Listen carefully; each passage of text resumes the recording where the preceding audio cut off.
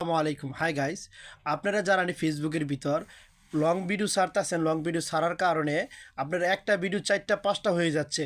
তো এটার সমাধানের জন্য আজকে আমি আপনাদের মাঝে একটা ভিডিও নিয়ে এসেছি। পুরোটা ভিডিও স্কিপ করবেন না, পুরোটা ভিডিও দেখে যাবেন। শর্ট ভিডিও একদম, আপনারা ভিডিও দেখে যাবেন।